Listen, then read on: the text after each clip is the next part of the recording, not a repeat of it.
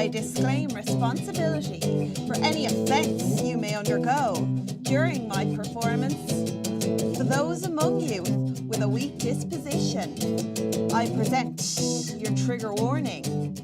For the knowledge I'm about to reveal may make you feel uncomfortable. The truth is ugly, it's unpleasant, it's diseased. No pretty paper face contoured in post-traumatic primer or bipolar blush. Slip into your killer Achilles heels. Your summer wardrobe of disorders. Off the rack at Topshop with the price tags on. Picture perfect validation for your 15-minute feature. You know you can't buy this kind of exposure. Homo sapien nova of the damaged goods brand. You know how to be your own magnum opus. A mimic of the hurt you dig from those around you. Absorb it, let it form upon your brow, let your words bend beneath the weight of it. Let it warp into your smokescreen for the fact that you really don't have all that much to say. Teach them to decode the smile LA's claim to have been there, done that, all before. The pain you can't feel, it scares you when you hear it spoken. Too real when you see it swollen in eyes. You watch, watching you, struggle to understand it. As you fear, they'll know it when they see you've got nothing to hide. So you pull back when you feel discomfort. Retreat into the fallout bunker you've built upon your trigger warnings.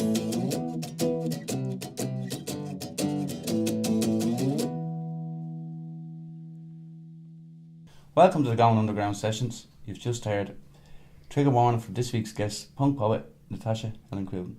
Thanks for having me. It's great to have you here. It's great to be here, thank you. Right, this is a step in a whole new direction for the underground sessions, so please bear with us.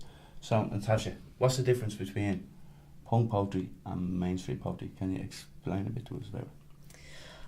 I think punk poetry, which is kind of what I do, is it's obviously very closely linked to mainstream poetry, but it's more kind of oriented towards music than a lot of mainstream poetry would be. So I think it is a lot closer to music than mainstream poetry in the way the rhythms are somewhat musical, and just basically like a lot of what I do is actually backed by music. So I think that's kind of the main difference there. Yeah, so it's kind of choppy, isn't it? At times, like yeah, the rhythms are different. Different rhythms, different. One could be choppy, then it could be a straight, and it goes different ways, isn't it? Yeah, that's right. Yeah, the rhythm of the music is kind of dictated by the rhythm of the poetry, very much so.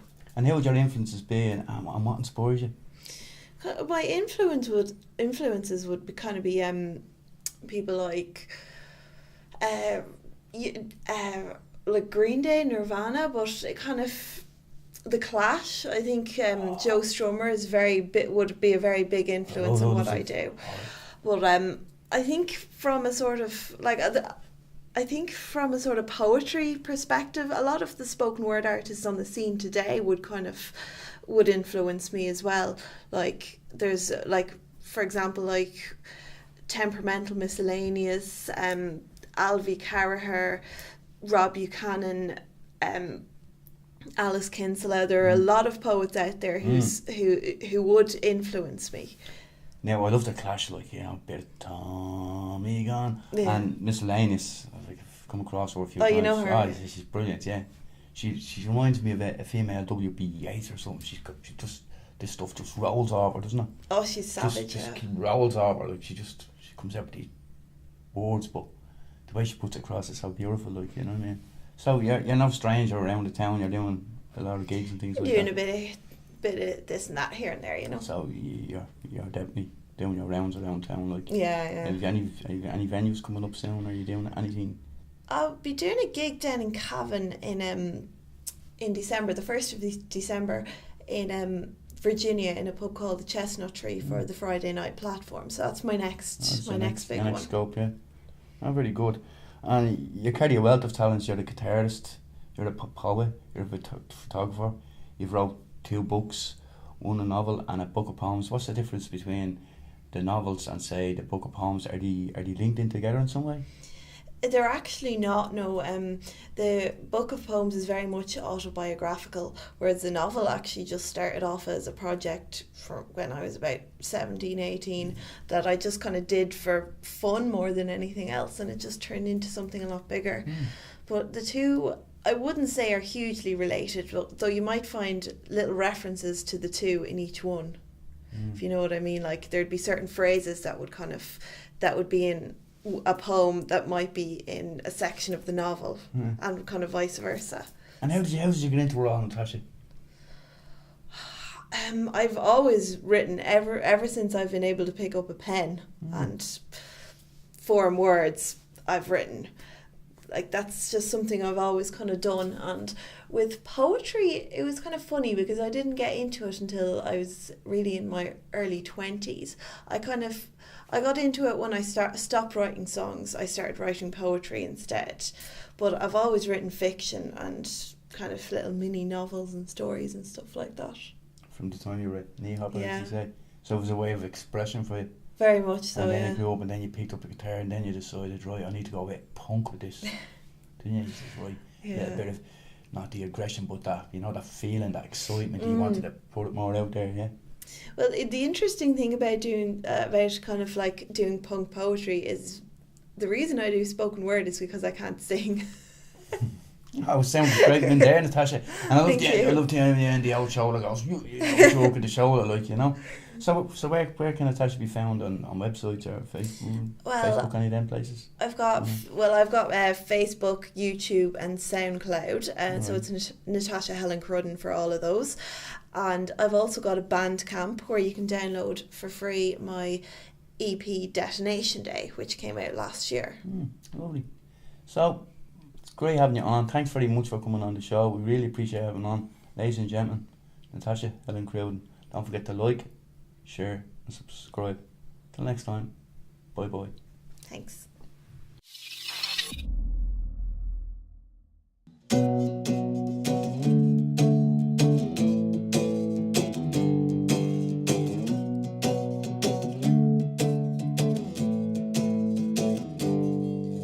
Whatever happened to Christopher Robin, alumnus of the Animal Farm, straining to spring his make-believe friends, jailed in the dungeons of his mind palace?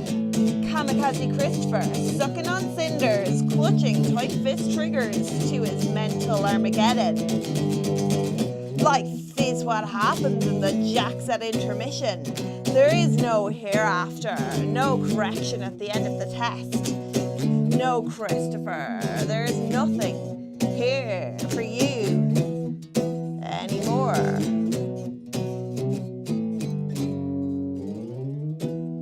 Run, rabbit, run from outbound flames annihilating all before them, but you can't dodge your boomerang bullets on the way back around to you. Christopher here solves your story on the bridge below the town, where you learn to hide what you can't kill, a fetus. Cradled in the riverbed, inert, not stillbirth, but sleeping.